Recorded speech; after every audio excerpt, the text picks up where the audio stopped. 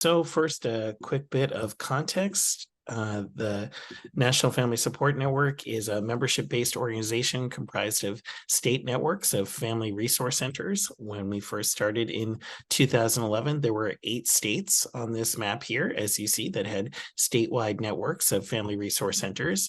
And fast forward 12 years, this is what the map looks like today.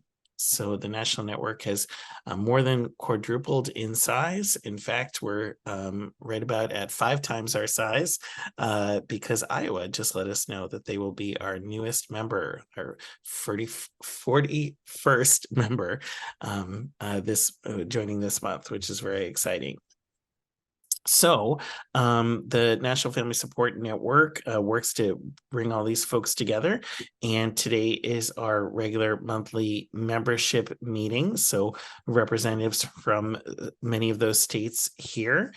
And we are excited to have this opportunity to share out about the work that's been done by a subset of this group. So there were 8 states that were part of a cohort that agreed to work with the child welfare representatives, child welfare leaders in their states to look at how they could connect dots more effectively about supporting families, looking in particular the connection with family resource centers and child welfare. And this cohort of 7 states was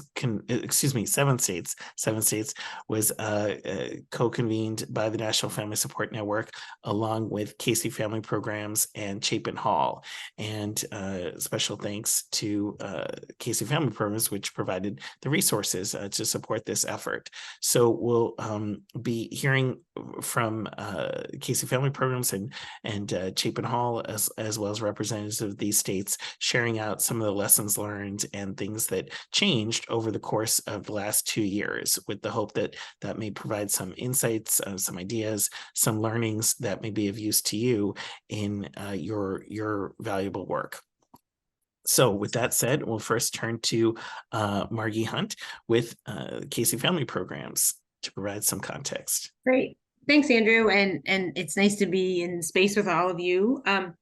I am the National Partnership Director, Senior Director for Casey Family Programs. For folks who don't know who Casey is, we are an operating foundation that works in 52 states, DC, and Puerto Rico, and also works with several tribes around how to help reduce the number of kids in foster care, provide family supports, and have been working on this for many, many, many years.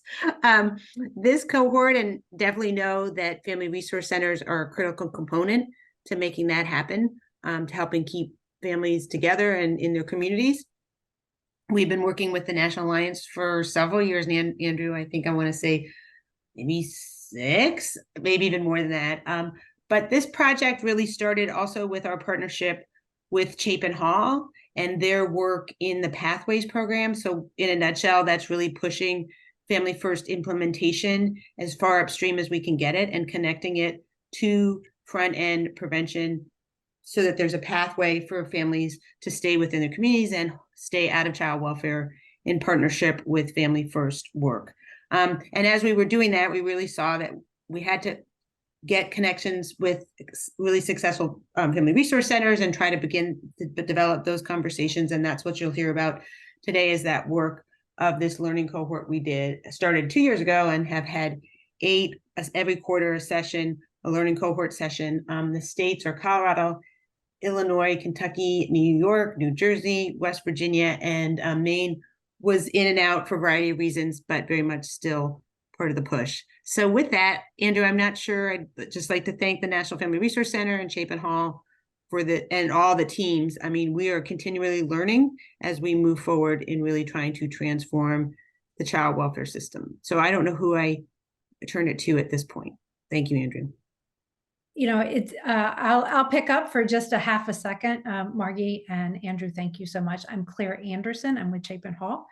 And we really wanted to try and create a forum or a peer learning space where states could talk about their family first plans, their implementation of family first, and the connection with family resource centers as a strategy to think through how community pathways the ability to get services and supports to families via Family First as quickly and in the context in which they live in communities. And so we really have been thrilled to learn from and be part of this network of states that Margie just named. And through the convening of those together with Casey Family Programs and Andrew with you with the National Network.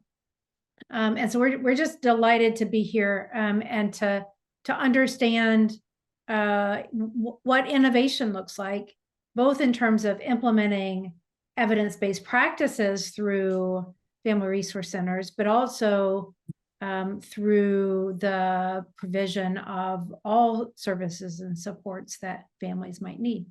So thank you. And we're just delighted to be here. Great. Wonderful. Okay. So what we're going to be doing here is looking at some of the themes that came out of the project, and three themes in particular want to talk about. One is community pathways and response. The other is talking about Family First implementation specifically. You've heard Family First referenced a number of times. And the other is a prevention continuum. So those are the three areas we want to reflect on here.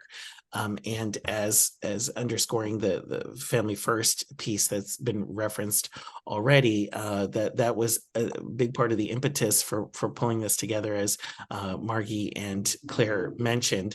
And at the same time as the cohort kept meeting, we recognized that there were other opportunities to talk about connections with FRCs and child welfare beyond Family First as well.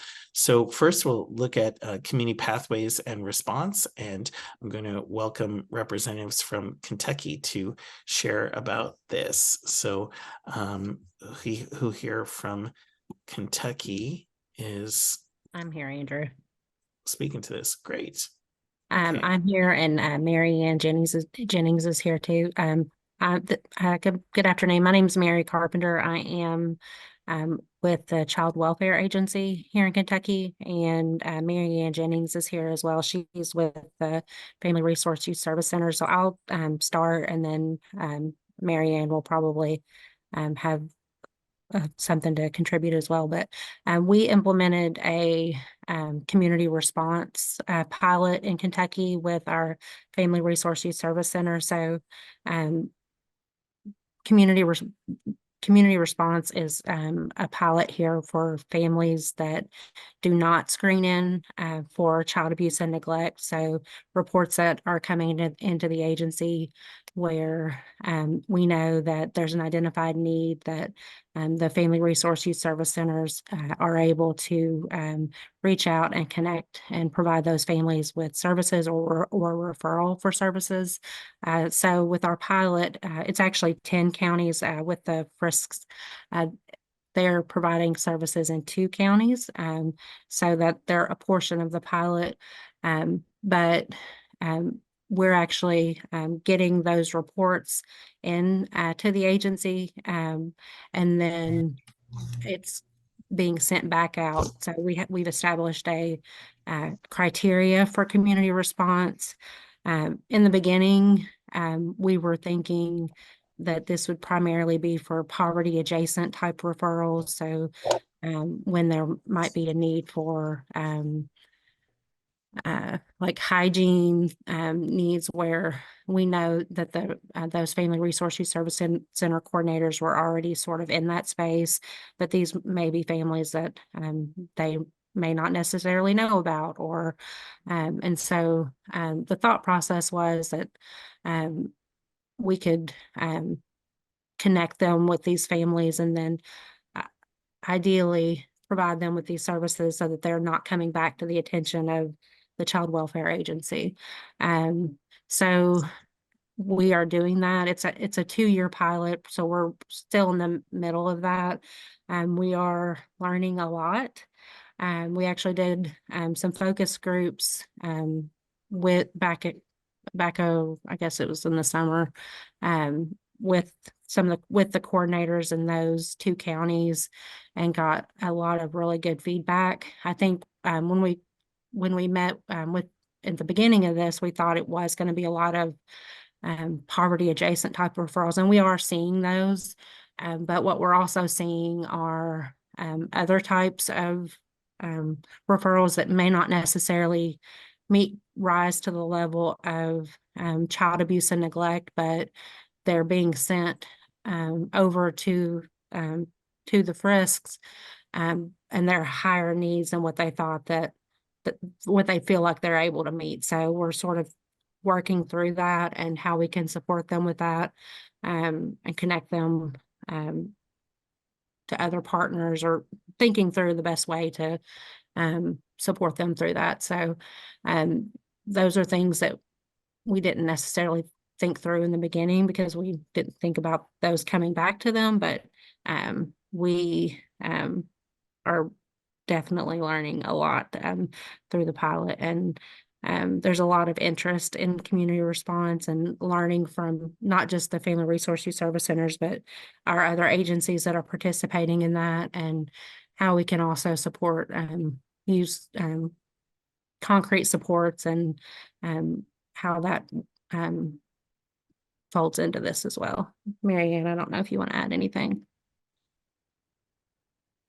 I'll just add a couple of things. There's been a huge focus on feedback as well from both our centers, from the center coordinators in those two counties. And so we've worked to really hear and understand what they're saying about community response and how it's worked for them, and just even challenges and things that they have seen. I think there were some, as Mary mentioned, some assumptions that didn't necessarily end up, we were kind of a directed in our assumptions. So, for example, a lot of the referrals that were coming in had actually been had been reported by school staff, and so our Family Resource Centers are employees of the school district.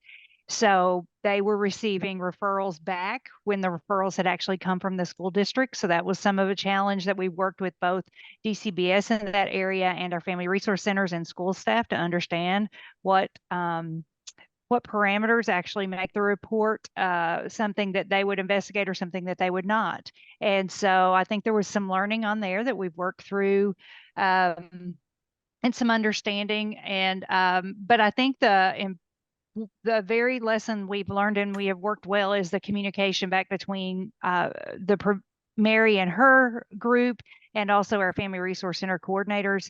And then we learned early on we needed to loop in the school staff, since they are school-based and working in those schools every day and employees of the school district. So so far, I think it's been learning. We have a lot of things that we would change as we move forward. Mary, did you have other comments that I may have missed? Or no, I'll just echo the communication is really important with some of the when we've just really worked with the coordinators to be able to, when they do have concerns about something they're receiving, they may receive a report related to something around like a suicidal ideation, something where they may not be able to provide like mental health referrals or mental health services, I should say. And so they may connect them, or, it may be even like a sexual abuse referral, which obviously would not be appropriate for a Family Resource Use coordinator. And so maybe that caregiver isn't in the home, but they don't know that because they're only getting certain information. And so we're able to sort of look at that and say, and provide them with additional information, or details that they to let them know, like this is appropriate for community response, and maybe that's for counseling, or maybe no, don't go out there. Like, so we've really tried to work with them on that. Well, thank you both for kicking us off with sharing information here, and going to ask a few follow-up questions. And for everybody and those just joining us, mentioned that the way we're sharing this is as a discussion format. So I'll be prompting and following up with some questions for presenters. And as you have questions, feel free to raise your hands or type them in the chat, and that will facilitate our dialogue together. So first, for Mary, you may have covered all this already, but just to ask, when you mentioned that issues were coming up that were not poverty adjacent, that kind of surprised or were not expected, to say, were there certain categories? Like, was it, as you mentioned some examples like sexual abuse or such, is that a category of itself, or were there things like substance abuse or other, were there certain categories of things that kept coming up that were not poverty adjacent from your experience? So all three of those, I think, what we saw in the feedback from the Family Resource Youth Service Center were substance abuse related. So, we know that just because someone is using substances, that may not always meet criteria for referral on our end for a variety of reasons, depending on the information that was provided. So it's possible that could make its way for a community response referral. And so those are, that's something that, depending on the information that comes, could be, a coordinator could, be concerned about going out. And so the substance abuse, their suicidal ideations came up in the focus group feedback, and then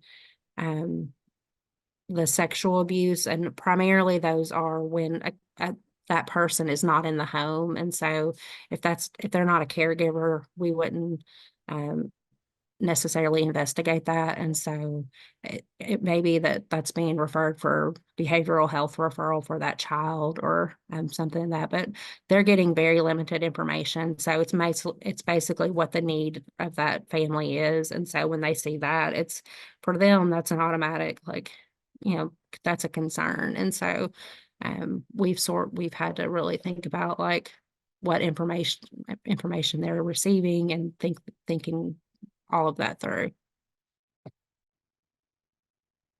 Thank you. And another question here, where you mentioned that, and this is the case across the country, right? The majority of referrals to child welfare come from school personnel. And it so happens in the Kentucky system, all the FRCs are at schools to begin with. And you referenced that the school personnel would call child welfare, and child welfare would send the referral back to the school, technically, because that's where the center is. Did you find through the process so far that there was any more education or change as that happened, that school personnel knew that the FRC was a resource to go to first, if possible? Or what did you see with that? I don't know, Marianne, if you have thoughts about this. I think that they're already doing that here, because we've had Family Resource Youth Service Centers in Kentucky for so long. I think that it's pretty well, that we know here, our teachers know, like, that's a resource here. So I think if they're making the referral, they feel like they've already exhausted services. And so I think that's sort of a source of frustration for this is primarily one county, for one of the pilot counties. So that's a source of frustration for them, because they're making a referral and then it's coming back to them. And so that's something for us to think about, like, as part of this process and this pilot, like when the report's coming from them and then we send it right back to them, like, for them, that's understandably, it's a sense, they're frustrated about that. And I think Mary touched on this earlier, that it would be services that our family resource centers, probably it's above their scope of work. So while they may know what other resources they need, it's not really within the scope of resources that they have available to offer. So we're the first line of referral when those referrals come back needing help prior to entering or prior to substantiating a report. We're that first line, but we have exhausted what we have, but it's coming back to us there. And so we have talked about how can we increase, or what would our next line be of sending those referrals to, who else could help with a family that maybe is not a immediate or is a next level resource. So we know where our local mental health providers are, but what if there's not resources there, and the parents or the families can't get in, or it needs our center coordinators aren't always seen as the caseworkers for the family. They're working with resources and helping, but it just may be too involved that our family resource center coordinator, it's just too much for them to undertake. We're usually just have one staff member in our centers. Occasionally we'll have an assistant, but in our centers, we really are just a one staff center. And so many times the referrals or the working with families that is needed is just above what their capacity is there in the center. And I don't think that's always understood. A lot of times, you know, and it's really wasn't built into it, honestly, into the system. And Mary can identify this. It wasn't necessarily built in. It was just said that if it did not meet criteria, then the referrals came to the family resource centers. So that may be something we need to build in and work on as well. Thank you. And as you've referenced the lessons learned and wanting to tweak things, is there anything more you might say on that for now, understanding that you're still tweaking it? And this is with the lens for if other folks might be considering anything like that, what might you share as particular lessons learned or things you would suggest doing differently or approaching it differently, if anything? I think it's going to be important for us to think about just the supports and resources that these coordinators have and available to them, because I think we're going to learn that from as we really dig into the data and what's coming back to them, and thinking about the gaps in services in those communities and how we can really think about the community filling that gap and us supporting them in that. But because we really I see the question that there's going to be a lot of probably head turns on this, but about like the funding for this. This was really there was no additional funding for the coordinators for this, and so and even in our smaller group there was a lot of questions about that, like how are they doing this? This was just added as part of another part of their job that they're already doing.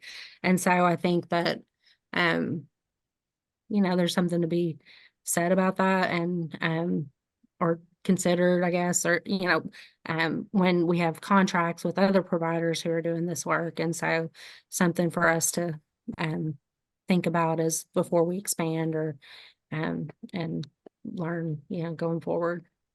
Yeah, we ask center coordinators to view this as another referral source, just like they might receive a referral from a teacher or referral from a community member about a family. We just ask them to use this as just another referral source from their community. But like Mary mentioned, there has been discussion of maybe looking at expanding or changing that simply because other, not Family Resource Center, but other folks who are in this pilot there have been contracts and other things like that. There's questions about who Mary works for, and then also about our educators in the chat, and I'll let Mary answer who she works for. But our family resource centers are all school-based. Our coordinators are employees of their school district, and they work with a contract with their Cabinet for Health and Family Services. That's how we ensure that they are doing family resource center work all the time, even though they are employees of the school district. They sign a contract stating that they will implement all aspects of family resource and youth services centers 100% of their time. And so they have space in their school that's within that contract, and their time is managed within that contract. And as Mary mentioned, we've been around over 30 years. So most of our educators know that we're in the schools, what type of work we're supposed to be doing, and what they can contact us for. So Mary, do you want to talk about who you work for? Yeah, just really quickly, I work for the Child Welfare Agency, so I actually sit in the commissioner's office, but we did create a division of prevention and community well-being this past year, just to think about what this work looks like and to really build it into the work that we're doing. So we actually have a community response and well-being branch within that division, and that branch manager is really spearheading this work and really going to be leading this work going forward. Thank you both. And looking at those chat box questions there, Alana in Ohio, Alana, I wonder if you might be able to come off mute and ask that question, that we make sure we understand it and fully to respond to Sure. it. So, talking about poverty adjacent referrals, maybe how often there was not a positive social support that would allow a parent to do what they needed to do, no matter kind of what you're describing as categories. So, I know I need to go to the hospital and get my meds stabilized, but I don't have anybody to call, rather than having the child welfare agency get involved in those situations, if you were seeing that as a need for families. Does that make sense? It does. Mary, do you have? I can speak to it briefly, and then Mary may have a different take on it. But that would, I'm sure that that's the case in some instances where that is an issue. And our center coordinators would try to work to find family members or other supports for them so that they could access the services that they need. But that's not always available, or that's not something they can always do. But I would say that that would be something within their wheelhouse, or something they would try to work on. Yeah, that certainly falls within community response, and that looks different from each site. We have our family resource use service centers, and then we have each of our different agencies. So we actually have 2 other agencies doing this work as well. One of our agencies has parent partners who are actually helping with the work too. So I think as we continue look to build this out in Kentucky, it's probably going to evolve. This is fairly new over the last 2 years, and we're going to be bringing our sites together more and more to learn from one another. But certainly that falls within this. Great, thanks.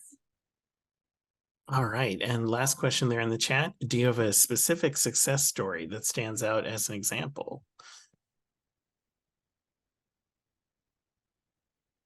I don't know, Marianne, if you have any specific from the Family Resource Use Service Center. I've heard a couple from the other agencies, but I don't from the FRCs. I'm drawing a complete blank right now from the for that. I apologize, but if you wanted to share from another. Yeah, we had there was a mother at one of our other sites who actually had a child pass away, and the site shared about how they were able to connect. She actually had other children in the home, and they were able to connect her with some resources to really support her, and with the funeral expenses of that child, and then some resources just around her other, like actually poverty adjacent, like supporting her with some needs, and so they really felt like they were able to wrap around her when she was in a really really difficult space. And so I think that's an example of where they were able to connect her with services that maybe probably we would have never known about that. And we have lots of stories like that, but not necessarily that have come through the community response referrals. So.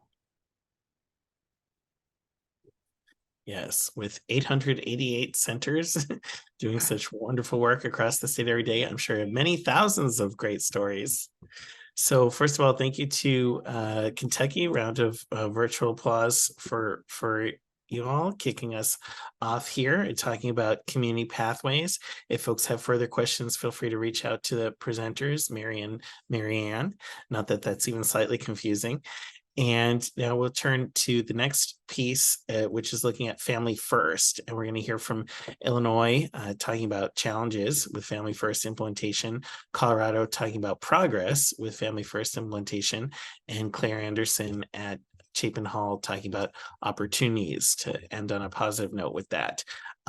So to frame this, as mentioned, when we first were getting this cohort together, we thought that it would provide a relatively relatively straightforward, I'll use that word, pathway to connecting dots with FRCs, FRC networks, and Family First implementation. So with Family First, for families who are known to child welfare, they're able to access different kinds of evidence-based support, such as evidence-based parenting education, motivational interviewing, a number of other things, which it so happens many FRCs are already providing. So we thought these were natural dots to connect, as states could now access funds to support those families, that FRCs could be the conduit to providing them, since they were already doing it and already working with the evidence-based curricula. That has proven a much harder nut to crack than we thought, and first turned to Illinois. Julia, what you'd like to share about your experience with this, if that's okay? Yeah, sure. Can you hear me? Maybe a little louder. Okay, let me see if I can. All right, I'm gonna take out the earphones. It's good for some things and not for others. And with my system, it doesn't always work. So can you hear me better now? Yes. Okay, great. So basically, and some of you may have the same problem, but we are so unique in Illinois, whereas our support network is basically funded by the state of Illinois with some auxiliary funding from CVCAP. So all of our centers are budget-based contracts. And so when Family First came around, there was some initial discussion about the advocacy centers. We call them advocacy centers, family support centers, using that Family First money to to beef up their programs and so on and so forth. But a lot of people, and when it was discussed in our legislature, they really liked the idea of our child welfare agencies managing that money, right? So so the Department of Children and Family Services, we have an intake program, which are open intake cases for families who've come in contact with the department, and it's decided that they need some follow-up care, professional, quote unquote, professional care and follow-up. So most of the funding for Family First is directed through our intake teams. It doesn't mean that the services aren't good. They're just limited to a certain population of people, mainly those families that have open intake cases, with some rare exceptions for people who have been involved with the department multiple times but may not be involved with them now. And so that we have EBT, we have triple P parenting, we have motivational interviewing, we have in-home visiting, we have all of these wonderful programs that the department is using Family First funding for. However, it doesn't always extend out into the broader community. And so for our FACs, that is a challenge. How can FACs leverage some of that, right, when it's all being used in the state and the family advocacy centers are not really considered professional agencies? I say quote unquote, because they all have bachelor degrees, they have master's degrees, just like everybody else doing this work. They've been trained, they have, auxiliary training, everything, just like a child welfare agency, but however, the standards are different. And so our challenge is finding a way how to come alongside the intake teams and also trying to squirrel away some of those services for our clients in the community that may not have, contact with the department in the same way. And in the next section, I guess, with the prevention, what we're going to be talking about, I can share with you some of the ideas of the things that we're using now. But that's our challenge, because since we're not getting that funding directly, how can we use Family First to the benefit of all of the communities that the Family Resource Centers are serving right now, whether they're part of DCFS or involved in the child welfare system or not. So I don't know, Andrew, if that pretty much is it in a nutshell. Yes, thank you, Julia. And to summarize, these evidence-based programs are available to families, but they're not being provided via the family advocacy centers. Correct, and participation is limited depending on past involvement with the department. Right. Thank you. Okay, so with that stage set, then let's turn to Colorado, which has had progress cracking this nut. Thank you, Andrew. Hi, everyone. I'm Terry Heyman. I use she, her pronouns, and I'm a co-executive director at the Family Resource Center Association, which is Colorado's Family Resource Center Network's backbone organization. And I'm joined here today by Alicia Chang, who's our federal reporting administrator with the Colorado Office of Children, Youth, and Families. So I'm going to talk a little bit about how the Families First success and progress has happened in Colorado. And I've got Alicia here for any technical child welfare questions that might come in. So I wanted to start out by saying that child welfare in Colorado is state supervised, but it's administered by our 64 counties, which is a unique kind of component on how we were able to implement Families First. We really implemented it by tying it into some existing meeting structures that were already taking place. So specifically, we have a child welfare sub-PAC meeting that happens with the state partners and also representation from the various different county departments of human services or social services. And from that, the Child Welfare Prevention Task Group was founded. And so we're really excited about that. And that whole group's purpose is to continue to build out our statewide infrastructure and our county infrastructure to operationalize and evolve Colorado's Family First Prevention Services Plan. And how that Child Welfare Prevention Task Group is structured is we have a tri-chair structure. So I, as a community partner or as the network of family resource centers representative, am one of the tri-chairs. And then we have a county representative, and then we also have a state representative. And then in addition to our tri-chairs, we have a different appointed membership structure. So we have members that represent state agencies and offices, also counties. We also have community organizations, and then two additional really important pieces of the puzzle of who the task force is made up of include research and evaluation, and then also family voice. And so our four big things that we're trying to accomplish through the Child Welfare Prevention Task Group is that first we want to expand what Family First candidacy means in Colorado. So we want to re-examine a more expansive candidacy definition. So that's how this all kind of started, right? It was very exciting. The federal government was like, we're going to reinvent child welfare.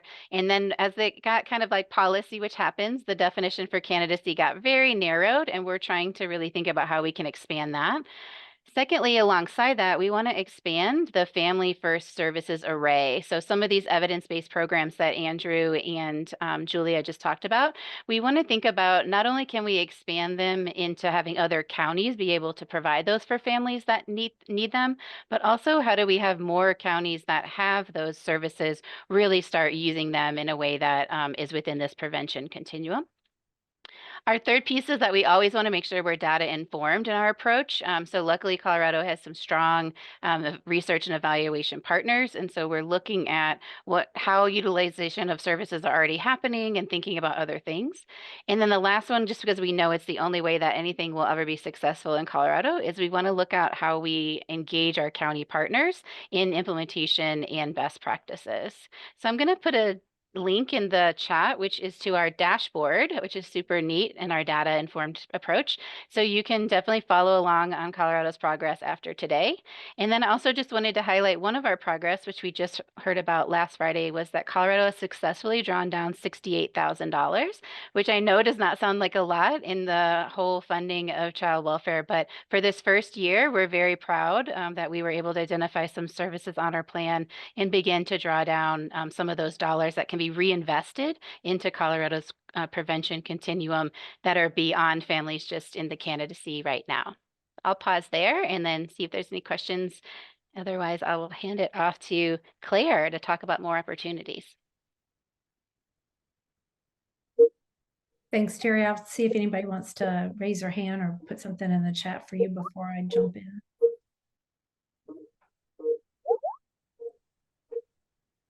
Okay, hearing none, I'll jump in. And Terry, I think you did a good job outlining what I think are several core opportunities, and I'll maybe add a couple as well. I'll start by saying that about 15 and maybe more at this point states included in a Family First plan or an amendment an interest in community pathways. And that's an enormous interest and appetite from the governmental agency in terms of wanting to do something vastly different for serving families.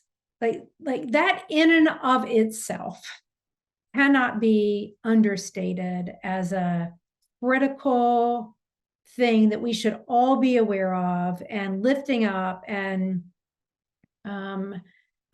clarifying for the nation that there's a potential different way here for serving families. And I know that that's what the National Network of Family Resource Centers is all about, right? Which is ensuring that families get what they need as quickly as they can to reduce risk and reduce the likelihood of foster care entry.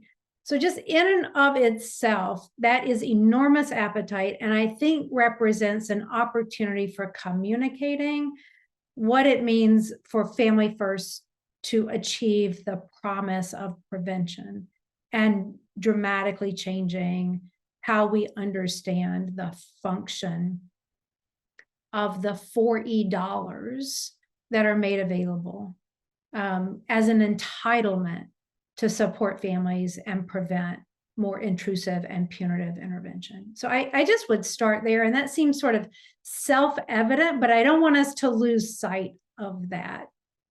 It is profoundly important.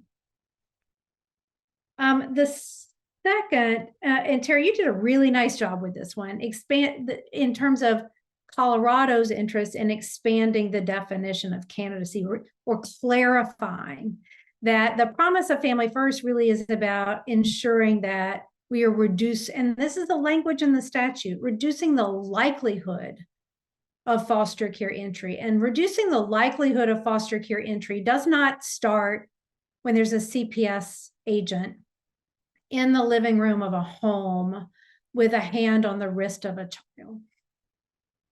The likelihood of foster care entry starts very far upstream of that moment when there are a variety of things happening in the lives of families that Family Resource Centers are designed to address.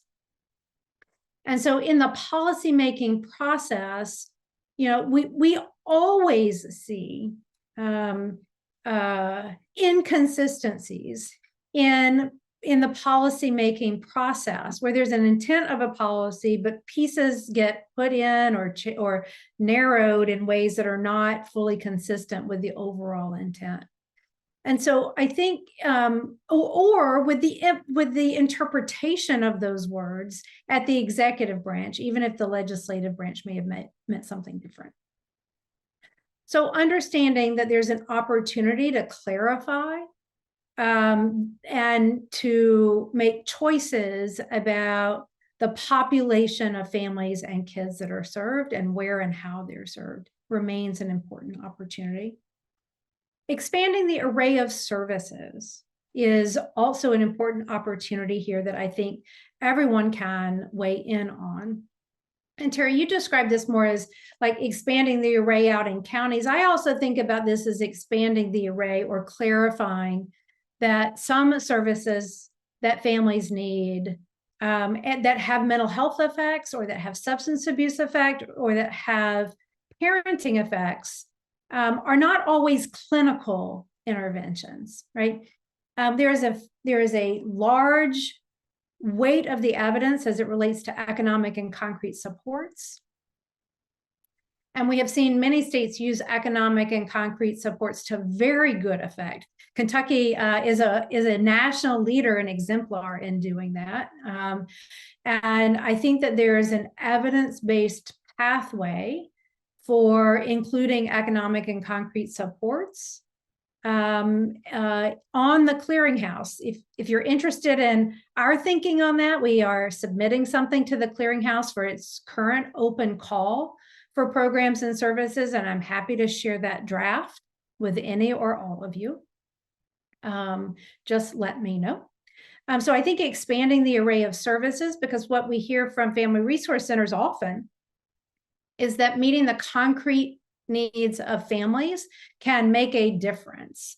That families often have, I think we heard poverty adjacent, or even when there are complex considerations like substance abuse or domestic violence or mental health problems, reducing the stress related to paying for rent or buying food can actually have an effect, we think, even when there are complex problems. The fourth that I would add is just this opportunity that I'd add is just this relationship between the 4E agency and the Family Resource Center, and creating pipelines for contracts so that those evidence-based practices, those administrative functions like child-specific prevention plans and ongoing safety risk monitoring can be accomplished in Family Resource Centers. I think really leaning into that relationship and the technical ways in which services and supports can be provided through these community pathways is another opportunity. And last but not least, most of you probably saw that there was a Federal Register notice as it relates to the new handbook for the clearinghouse. And Congress released a letter today that was their response to that Federal Register notice. So I just elevate that letter from Congress was bipartisan, bicameral, all four corners.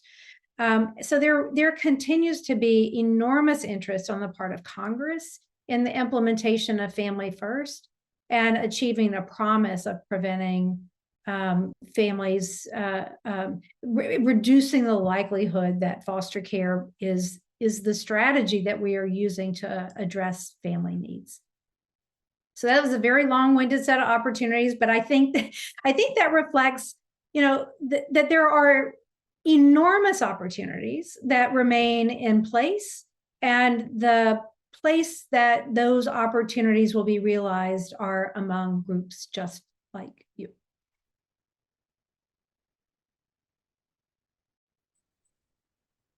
Great. Thank you so much, Claire. So now that we've heard from everyone in relation to this topic of Family First, are there any other questions that folks may have? Raise your hand, off mute. Want to clarify, Claire, there's definite interest in seeing what it is you're proposing for the clearinghouse. So if you want to share that with us, happy to send that out to folks. Will do.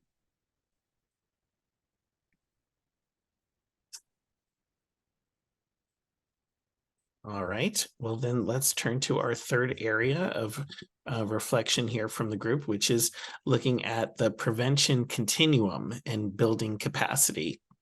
There have been a number of states that have invested and done work in this area, and we'll see.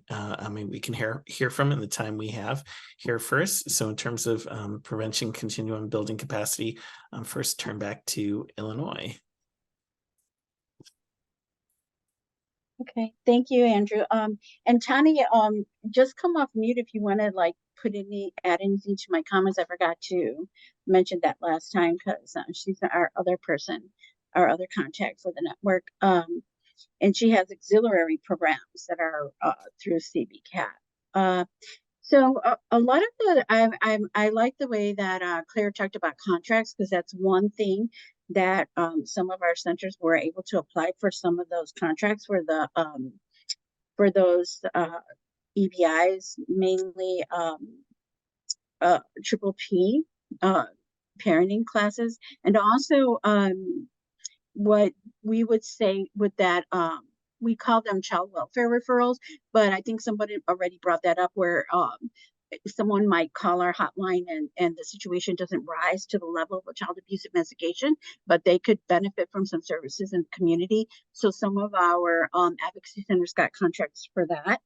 And right now I'm in the process of getting a special section of motivational interview training for them, because now that they've finished training everyone in the department and our partner agencies in child welfare, we have open slots for anyone to take them.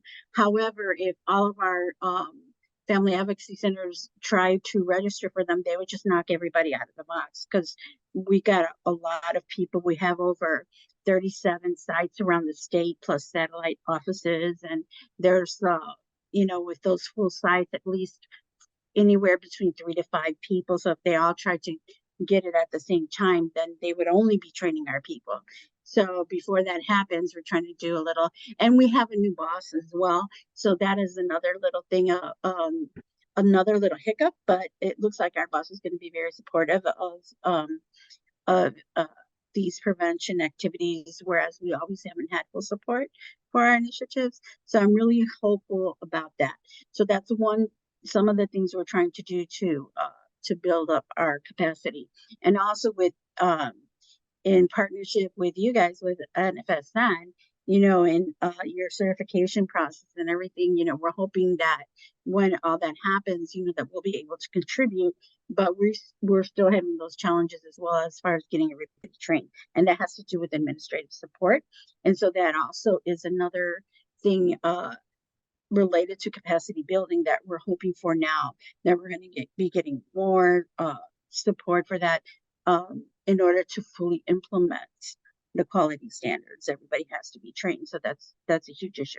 So we're trying to leverage our training department for a dedicated trainer to come alongside NFSN to make sure that everybody gets trained, and to extend it not only to the family resource centers, but some of the other contracts that we have for preventative services, for them also to receive that training, and so that we're all speaking the same language, like you always say, Andrew. But just building a broader network, and also reaching out to DHS and some of the other local government agencies to partner with them as far as increasing capacity.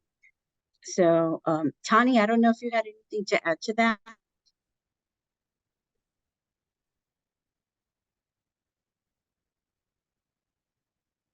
And Julia, you mentioned a number of things there. Also, if you said it, I missed it, I apologize. But you've also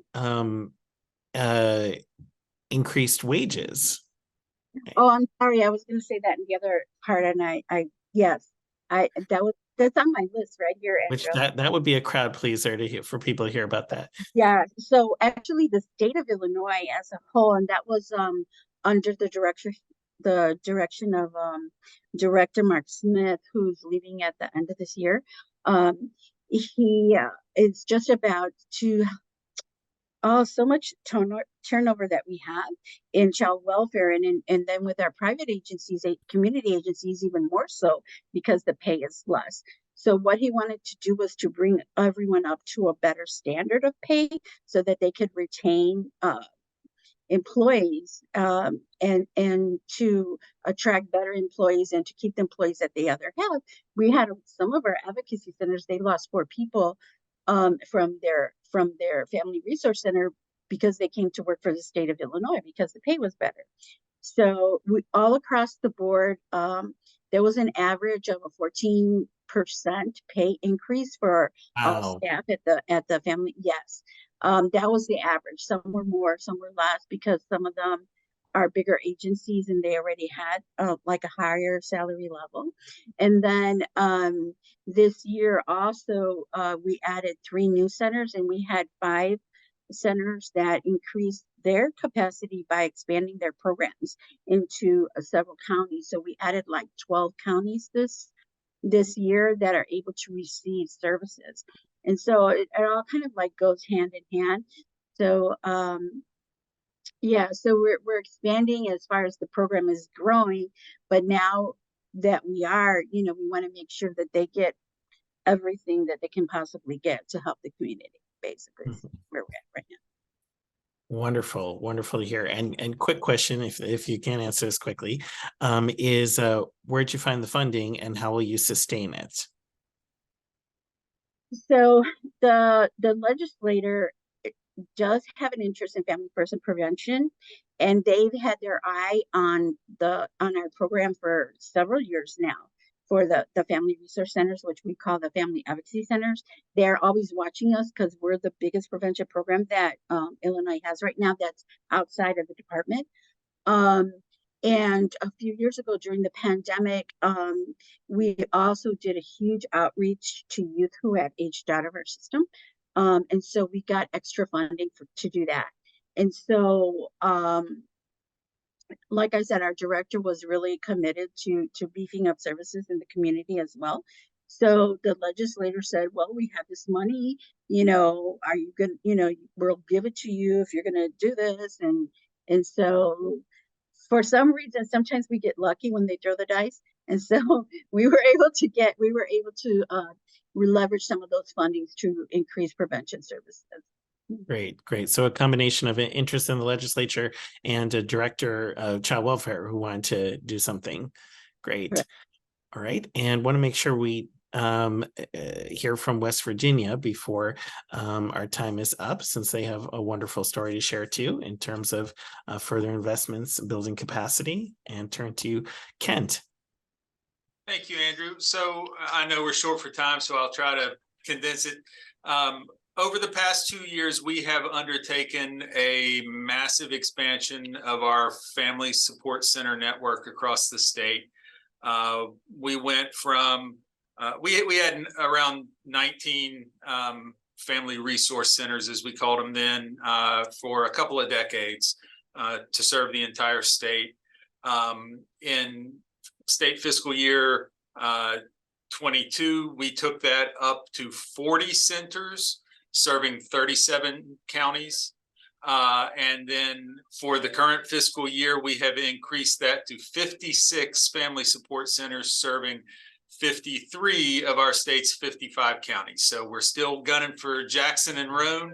We're coming for them, but we're really excited to take these steps to get even closer to having one in each of our counties. We managed to do that by rating funding.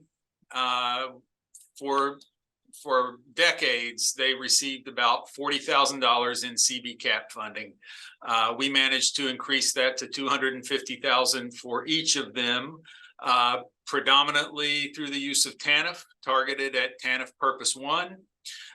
We also were able to blend in a little bit of Title 4B, as well as a state special revenue fund that's the West Virginia Children's Trust Fund, which is just a tiny amount of money, but we were able to weave it in there, and every bit helps. Other big news is that we were accepted to participate in the Families Are Stronger Together learning community sponsored by ACF, one of 8 states and 2 tribes.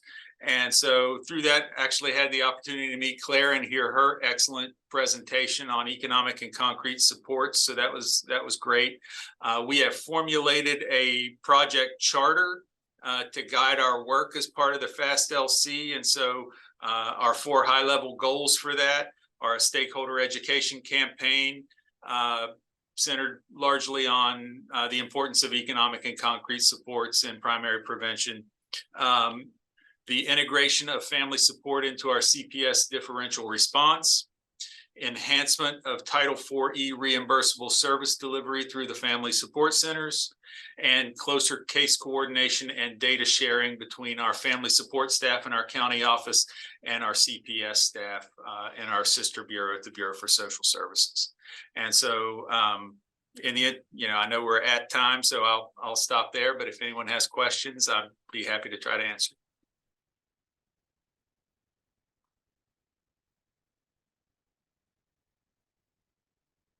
Great. Thank you so much.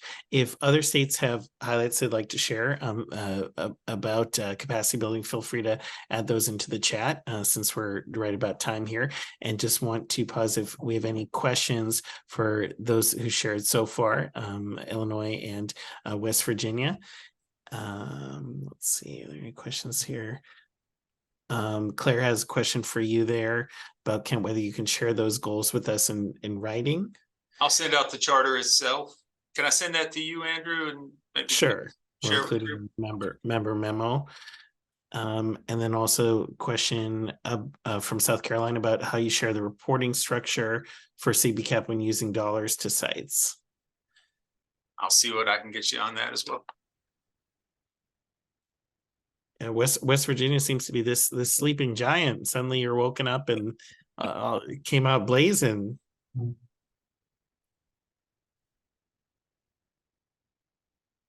Yeah, we're excited.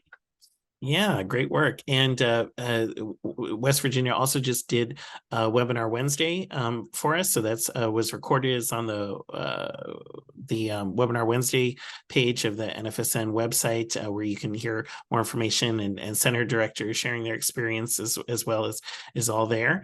And as we begin to close out here, any remaining questions anyone has that wants to check in on in relation to the child welfare FRC network cohort?